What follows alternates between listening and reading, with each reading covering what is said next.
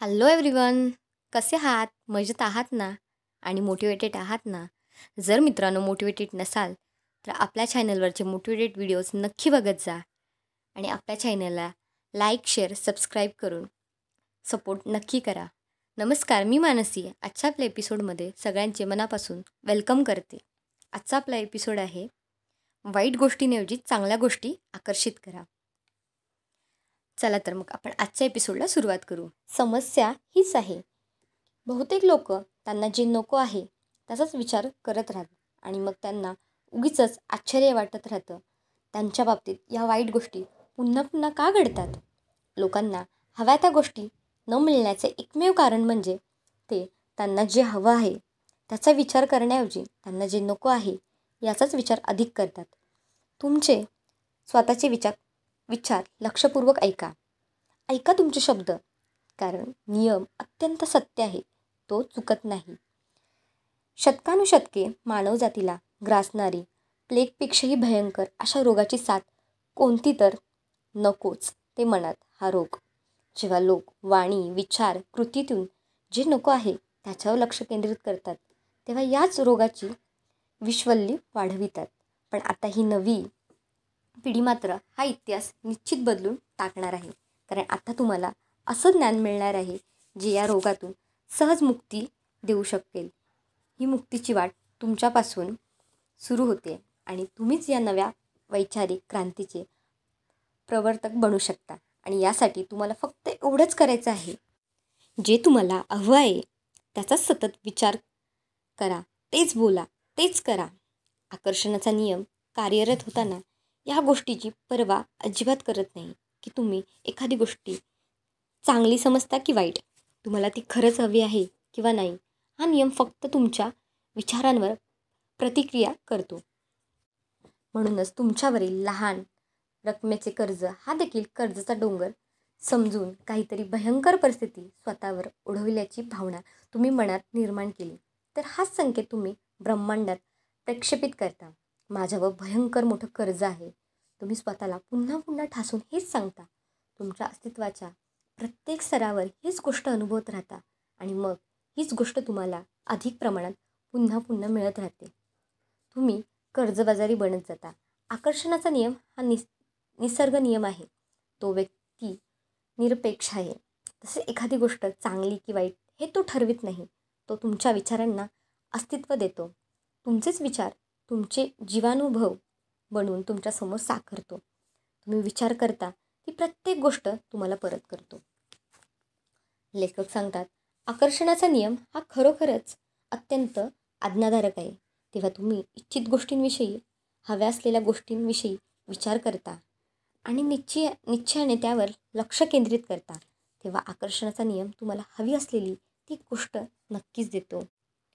पुन्हा पुन्हा कधी तुम्ही अशा गोष्टींवर लक्ष केंद्रित करतात ज्या तुम्हाला नको आहेत. उदाहरणार्थ, मला पोचायला उशीर नको होऊ दे, मला पोचायला उशीर नको होऊ दे. आकर्षणाचा नियम हे नाही ऐकत की तुम्हाला ती गोष्ट होऊ नये असं वाटत आहे. या नियमानुसार तुम्ही ज्या गोष्टींविषयी विचार करता त्या अस्तित्वात येतात आणि मग याच गोष्टी तुम्हाला जीवनात पुन्हा पुन्हा दिसतात. आकर्षणाचा नियम हा इच्छा की अनिच्छा असा भेदभाव करीत नाही. जेव्हा जेव्हा तुम्ही एखाद्या गोष्टींवर आपलं लक्ष केंद्रित करता, मग ती कोणतीही असो, या नियमानुसार त्या गोष्टीला तुम्ही आपल्या जीवनात अस्तित्वरूप धारण करण्यासाठी जणू बोलवीत असता, आकर्षित करता. जेव्हा तुम्ही एखाद्या विशिष्ट इच्छित गोष्टींवर तुमचे विचार केंद्रित करता, संपूर्ण लक्ष स्थिर करता, त्या क्षणी विश्वातील सर्वश्रेष्ठ शक्तीकडे आपल्या इच्छित गोष्टींसाठी आव्हान करीत असता. आकर्षणाचा नियम नाही किंवा मला नकोच अशा नकारार्थी शब्दांचे किंवा नकारात्मक अर्थाचे मोजमाप करू शकत नाही किंवा ते समजूही शकत नाही. तुम्ही नकारात्मक शब्द बोलता किंवा नकारात्मक गोष्टी नकोत असा शब्द जोडून मनात आणता, तेव्हा आकर्षणाचा नियम सिद्ध करणारी शक्ती काय ऐकते ते समजून घ्या. माझ्या या नव्या छान कपड्यांवर काही खराब उडू नये, डाग पडू नयेत असं मला वाटतं. माझ्या नव्या छान कपड्यांवर काही खराब उडावं, डाग पडावेत असं मला वाटतं. माझे हे कट बिघडू नये असं मला वाटतं. माझे हेअरकट बिघडावा असं मला वाटतं. मला उशीर होऊ नये असं मला वाटतं. मला उशीर व्हावा असं मला वाटतं. अमुक व्यक्तीने माझ्याशी उद्धट वागू नये असं मला वाटतं. अमुक व्यक्तीने माझ्याशी उद्धट वागावं असं मला वाटतं. रेस्टॉरंटच्या मॅनेजरने आमच्यासाठी रिझर्व्ड केलेले टेबल इतर कुणालाही देऊ नये असं मला वाटतं. रेस्टॉरंटच्या मॅनेजरने आमच्यासाठी राखून ठेवलेले टेबल इतर कुणाला देऊन टाकावं असं मला वाटतं. ही चप्पल पायाला लागू नये, दुखापत होऊ नये असं मला वाटतं. ही चप्पल पायाला लागावी असं मला वाटतं. हे सर्व काम मी एकटा पार पाडू शकत नाही. मी पार पाडू शकेन त्यापेक्षा अधिक काम माझ्या अंगावर टाकलं जाऊ दे. फ्लूने धरू नये. मला फ्लूचा ताप आणि इतरही आजार व्हावेत. मला वादविवाद भांडणं नको आहेत. मला वादविवाद भांडणं हवी आहेत. माझ्याशी असं बोलू नकोस, माझ्याशी असंच बोल आणि इतरांनाही माझ्याशी असंच अपमानास्पद बोलावं. आकर्षणाचा नियम तुम्हाला तेच देतो ज्याबद्दल तुम्ही विचार करता, बस, आणखी काही नाही. लेखक म्हणतात आकर्षणाचा नियम हा नेहमी कार्यरत होत असतो.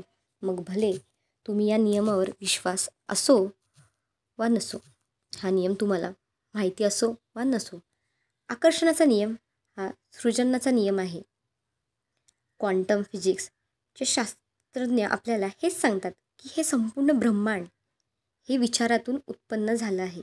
आपल्या आकर्षणाच्या नियमाच्या माध्यमातून आपलं जीवन निर्माण करू शकतो, घडवू शकतो आणि बिघडवू शकतो. आणि प्रत्येक व्यक्ती हेच करत असते. एखाद्याला हा नियम माहीत असतो तेव्हाच तो कार्यरत होतो असं मुळीच नाही. हा नियम तुमच्या आणि इतर सर्वांच्या आयुष्यात नेहमीच क्रियाशील होत असतो. मग तो तुम्हाला माहीत असो वा नसो.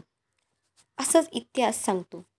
जेव्हा तुम्हाला या नियमाची जाणीव होते तेव्हा मात्र तुम्हाला कळू लागलं की किती अविश्वसनीयरित्या तुम्ही शक्तिशाली आहात. की केवळ विचारांचा योगे तुम्हाला जे हवं ते सर्व तुम्ही तुमच्या जीवनात सहज अस्तित्वात आणू शकता. तुम्ही जेवढा विचार करता तेवढं आणि तितकंच काम आकर्षणाचा नियम करतो.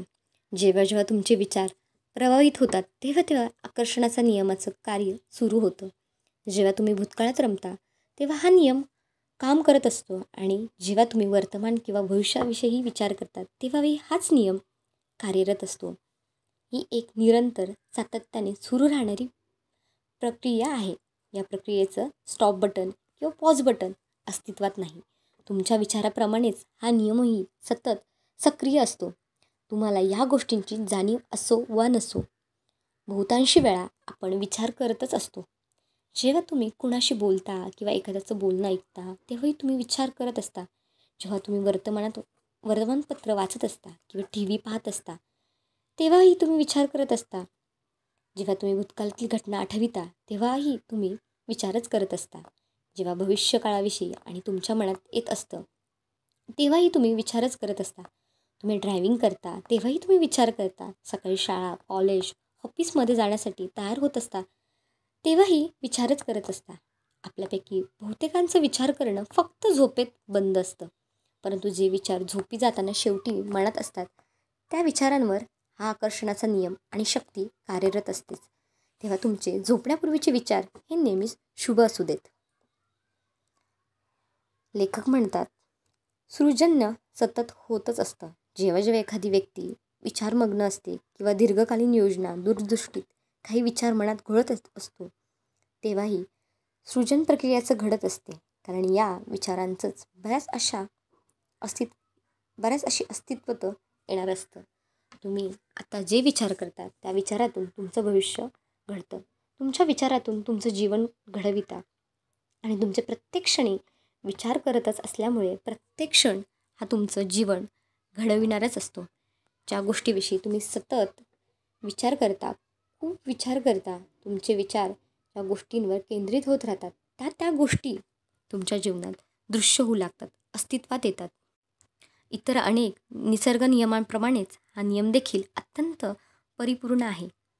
तुम्हीच तुमचं जीवन घडविता. जे पेरता तेच उगवतं. तुमचे विचार हीच जीवननिर्मितीची बीज असतात आणि अर्थातच तुम्ही बीजारोपण कसलं करता यावर तुम्ही पीक कोणतं घेणार हे अवलंबून असतं. तुम्ही तक्रारखोर आहात. तुम्ही एखाद्या गोष्टींबद्दल तक्रार करता, इतरांवर आरोप करत असता.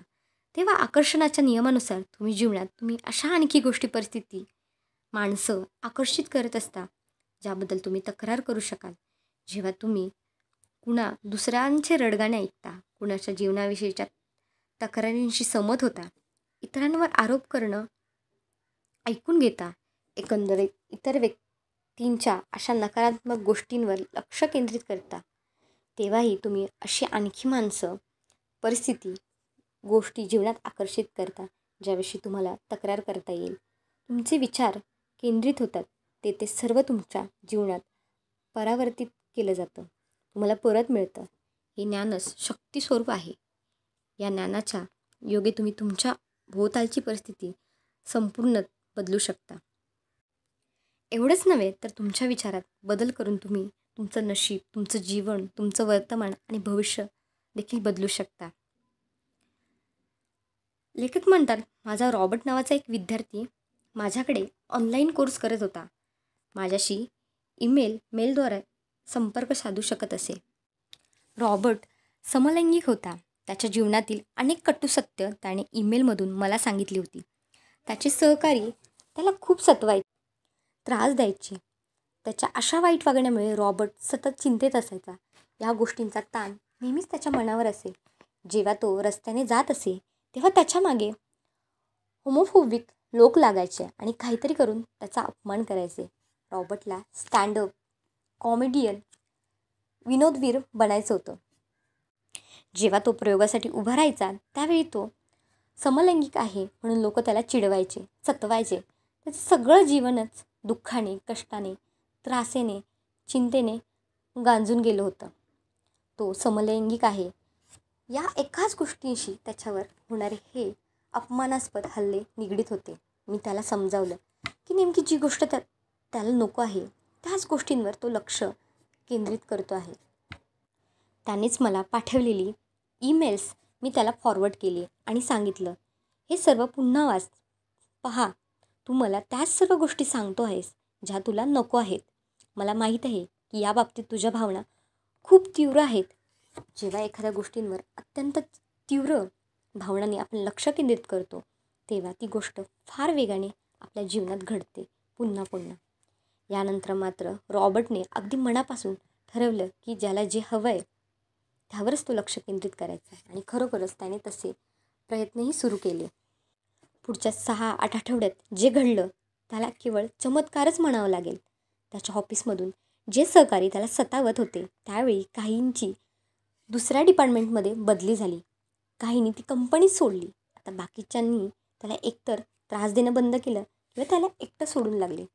आता त्याला त्याच ऑफिसमध्ये काम करताना मजा वाटू लागली आणि तो रस्त्याने जात असताना कुणी त्याच्या मागे लागलं नाही किंवा त्याने चिडवलं नाही.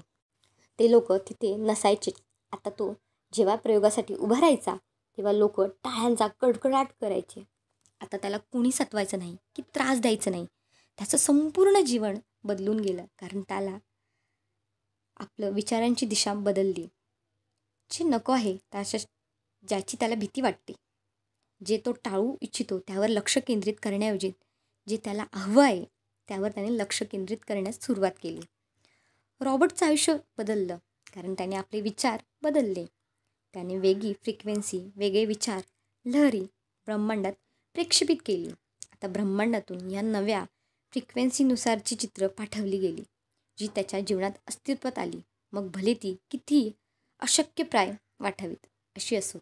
रॉबर्टचे नवे विचार ही नवी फ्रिक्वेन्सी होती आणि या नव्या फ्रिक्वेन्सीनुसार त्याचं जीवनचित्रच बदलून गेलं. तुमचं जीवन तुमच्याच हाती असतं. तुम्ही कोण आहात, कुठे आहात, कसे आहात आणि तुमच्या पूर्व आयुष्यात काय घडून गेलं आहे यामुळे काही फरक पडत नाही. तुम्ही सहजपणे, सुजाऊपणे आपल्या विचारांची निवड करा. तुमचं जीवन बदलून टाकणं हे तुम्हाला सहज शक्य आहे. निराशाजनक परिस्थिती ही गोष्टच मुळी अस्तित्वात नाही. तुमच्या जीवनातील कोणतीही परिस्थिती ही निश्चितपणे बदलू शकते. त्यामुळे मित्रांनो, वाईट गोष्टींऐवजी चांगल्या गोष्टी आकर्षित करा. तुम्हाला जे हवं आहे त्याच गोष्टींचा विचार करा आणि त्याच गोष्टी तुमच्या जीवनात आकर्षित करा. मित्रांनो, व्हिडिओ आवडला असल्यास आपल्या चॅनलला लाईक, शेअर आणि सबस्क्राईब नक्की करा आणि कमेंट करून सांगा की आपला व्हिडिओ कसा वाटला. थँक्यू.